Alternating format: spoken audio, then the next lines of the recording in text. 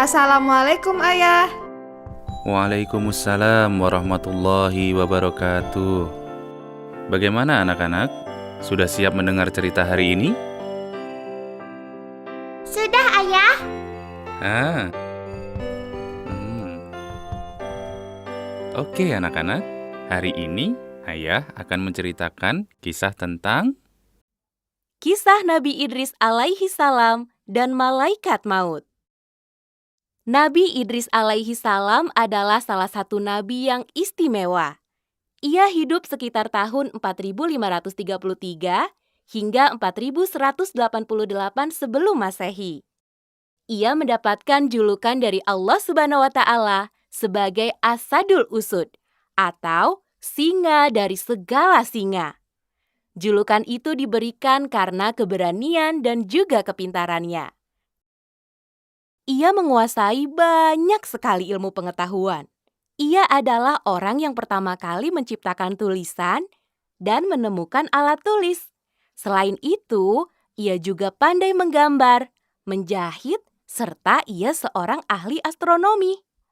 Nabi Idris juga yang pertama kali menggunakan bintang sebagai petunjuk arah, cuaca, dan penentuan waktu yang tepat untuk bercocok tanam. Nabi Idris adalah keturunan ke-6 dari Nabi Adam alaihi salam. Dia adalah putra dari Qabil dan Iklimah, yaitu putra dan putri dari Nabi Adam alaihi salam. Nabi Idris adalah nabi ketiga setelah Shish dan rasul kedua setelah Nabi Adam alaihi salam.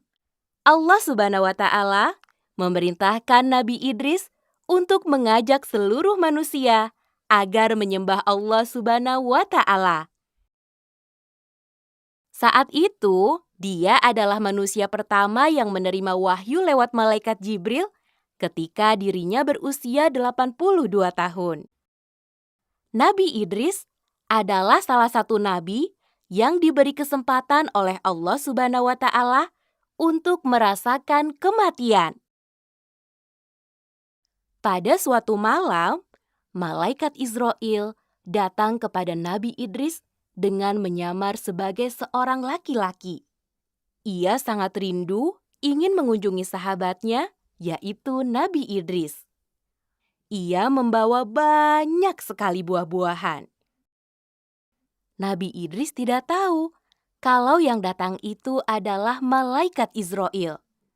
Namun, beberapa hari kemudian, Nabi Idris melihat ada suatu keanehan dan ia merasa penasaran dengan laki-laki ini. "Maaf Tuan, sebenarnya Anda ini siapa?" Kemudian, malaikat Israel menjawab, "Maaf wahai Nabi Allah, saya sudah berhari-hari merepotkanmu di sini. Sebenarnya, saya adalah malaikat Israel."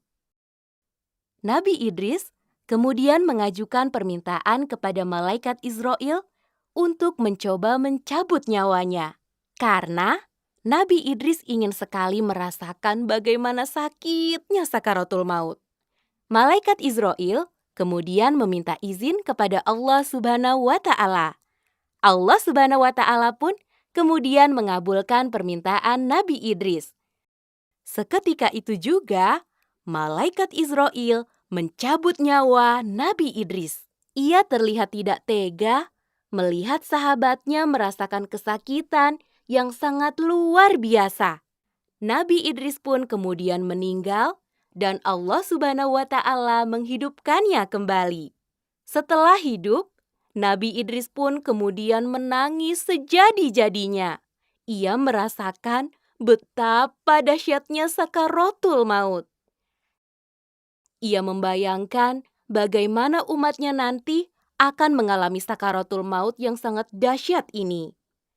Nabi Idris pun semakin giat mengajak umatnya untuk selalu beramal soleh dan selalu taat beribadah kepada Allah Subhanahu wa Ta'ala.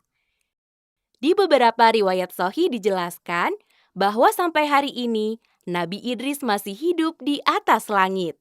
Masya Allah,